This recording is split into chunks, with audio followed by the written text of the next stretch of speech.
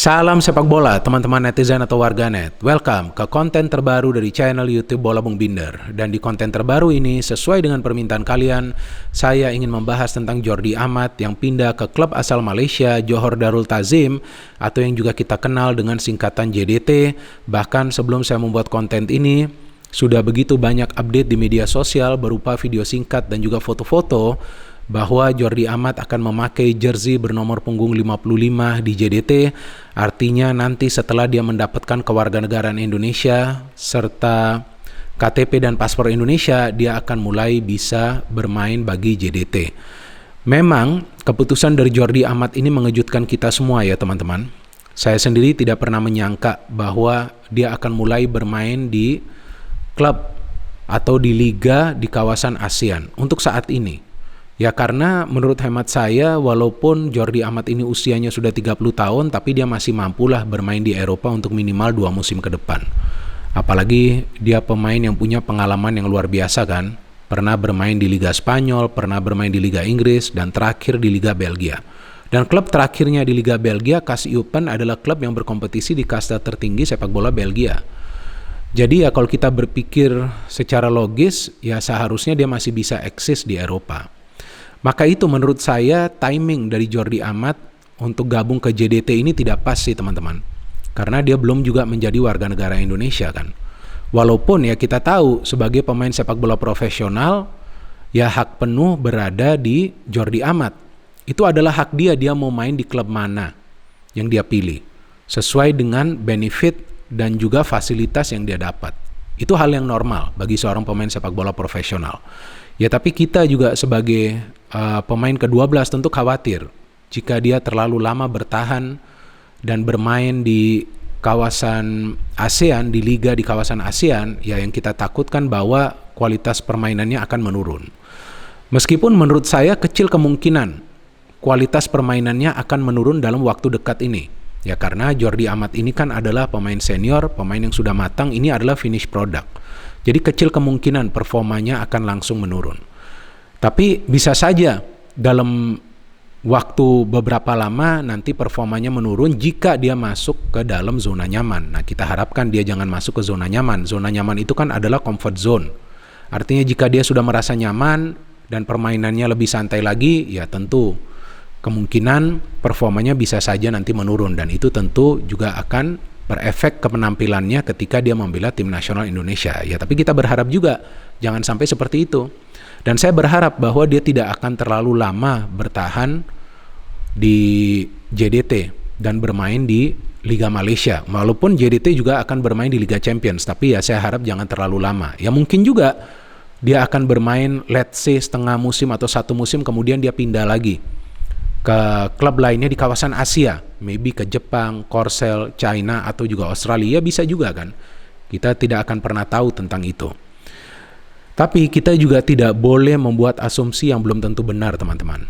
Kita tidak boleh menghujat apalagi menghinanya serta menekannya.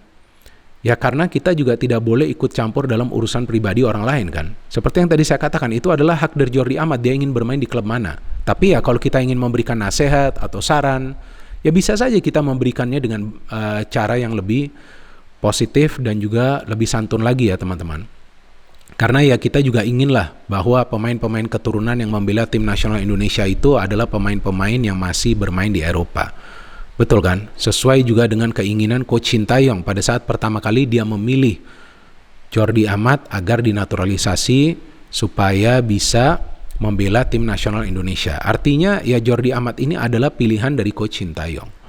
Dan seperti yang tadi saya katakan, kita jangan membuat analisa atau asumsi yang belum tentu benar. Maka itu saya juga tidak membuat konten ini kemarin. Bisa saja saya membuat kemarin, tapi saya menunggu ada atau tidak pernyataan dari Jordi Amat. Ternyata kemarin malam saya baca di akun IG-nya ada surat terbuka ya yang dia posting tentang alasan-alasan lah yang dia gabung ke JDT. Dan menurut saya alasannya juga logis. Sekarang tinggal kita tunggu apa sikap dari Coach Sintayong. Karena ya seperti yang tadi saya katakan kan, bahwa yang memilih Jordi Amat ini adalah Coach Sintayong.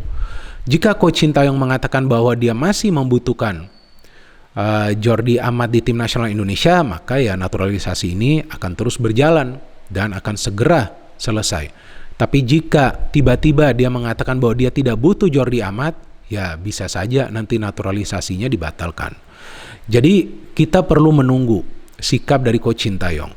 Dan saya percaya kepada Coach Sintayong karena seperti yang saya katakan berkali-kali, ini adalah pelatih kelas dunia yang 100% profesional. Ya kan? Yang dia inginkan hanya progres dari tim nasional Indonesia secara pesat agar tim nasional Indonesia bisa mulai bersaing di kawasan Asia. Maka itu dia ingin agar pemain-pemain keturunan bisa dinaturalisasi supaya mulai membela tim nasional Indonesia. Selain Jordi Amat kan kita tahu ada Sandy Walsh dan juga Shane Patinama. Kalau saya melihat cara permainan dari Jordi Amat ini, ya memang ini pemain yang kita perlukan sih teman-teman di lini pertahanan dari timnas Indonesia. Memang tanpa pemain-pemain keturunan ini timnas kita bisa lolos ke Piala Asia, tapi kan belum tentu juga nanti bisa perform di Piala Asia kan. Maka itu kita butuh mereka.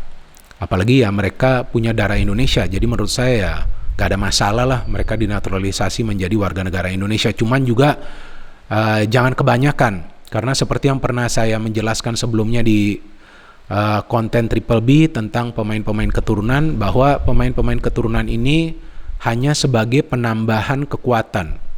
Jadi hanya penambahan kekuatan, bukan inti kekuatan dari timnas Indonesia. Inti kekuatan dari timnas Indonesia itu harus dari pemain-pemain yang berasal dari kompetisi kita atau pemain-pemain yang sekarang sudah bermain di luar negeri. Seperti yang Coach Sintayong katakan, bahwa kompetisi kita itu harus kuat. Kalau kompetisi kita nggak kuat, ya sulitlah untuk menerapkan standar permainan tinggi di tim nasional Indonesia.